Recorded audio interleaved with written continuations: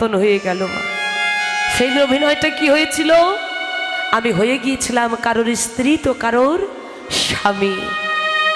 কিছু মাস পর, কিছু বছর পর একটা সন্তানের জন্ম দিয়ে দিলাম। অভিনয় পরিবর্তন। আবার আমি হয়ে গেলাম কারোর মা তো কারোর বাবা। এইবার ওই সন্তানকে বড় করে আমি বিবাহ দিলাম। আবার অভিনয় পরিবর্তন। আমি হয়ে গেলাম কারোর শাশুড়ি মা তো কারোর শ্বশুর মশাই। আবার যেদিন ওদের সন্তানাদি হলো, আমার ছেলেদের সন্তানাদি হলো, হয়ে গেলাম কারোর দাদু ঠাকুর তো কারোর দিদি ঠাকুর, ঠাকুমা হয়ে গেলাম।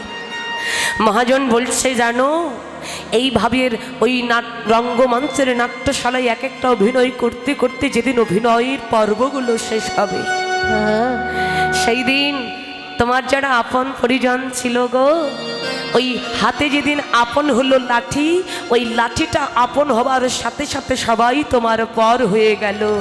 তাই গৌর হরি বল, হরি বল।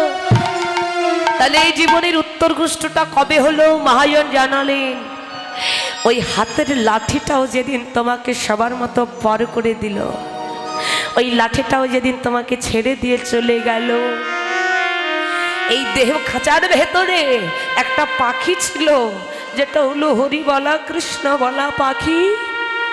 ওই লাঠির মতো করে যেদিন এই দেহ খাঁচার ভেতরে কৃষ্ণ বলা পাখিটাও আমাকে সেই মতো করে ফাঁকি দিয়ে উড়াল দিয়ে যার পাখি তার কাছে চলে যাবে, সেই দিন এই নিথর দেহ খাঁচাটা ধুলার পরে গড়াগড়ি যাবে।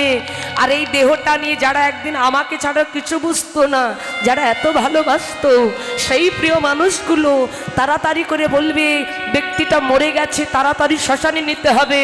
তাই ঘরে নয় বাহির কর, বাহির করে স্নান করি আমার বৈষ্ণব বেশে ধারণ করি তাড়াতাড়ি করে তুলসী তলায় শোয়াইয়ে দিয়ে উত্তর দিকে মাথা আর দক্ষিণ দিকে পদ দিয়ে যেদিন আমার শেষ শোয়াইয়ে দেবে, আমার জীবনের উত্তর গোষ্ঠ কেবল সেই দিন হয়ে যাবে। হৃদয় হরি বল।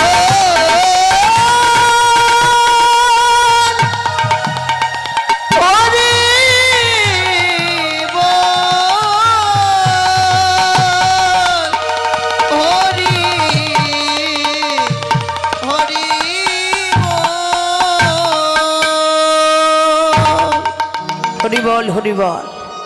ঘর ছেড়ে তো এখানে এসেছি বাবা, এই ভবের খেলা খেলতে খেলতে না আপন ঘরে যাওয়ার কথা আর কারোর মনে না। কারোর কি মনে আছে যে ওই ঘরে আবার যেতে হবে?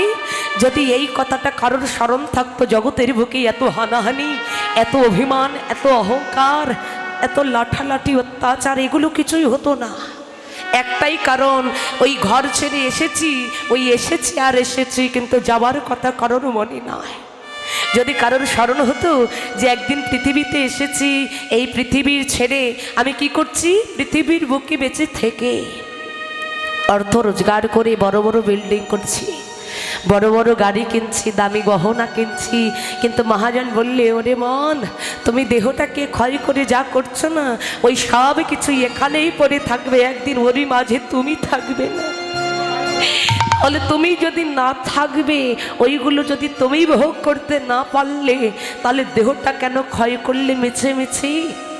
যদি ক্ষয় করতে হয়, যদি ক্ষয় করতে হয়, যে তোমার সাথে যাবে, যে তোমায় সঙ্গ দিয়ে তোমার জন্মকে ধন্য করবে, তুমি একবার তার নামে কাঁদো, তার চরণ সাধনা করো, তোমার জন্মটা ধন্য হয়ে যাবে। তাই হরি হরি বল।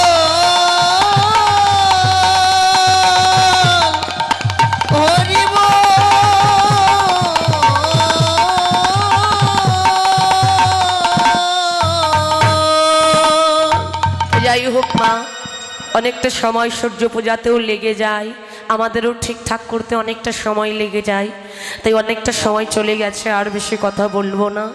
যেটুকু বলানোর বলাই নেবেন। কীর্তনে প্রবেশ করবার পর এই কীর্তন পরিবেশন করতে গিয়ে আমার অসংখ্য ভুল ত্রুটি রস বিচ্যুতি হয়ে যাবে।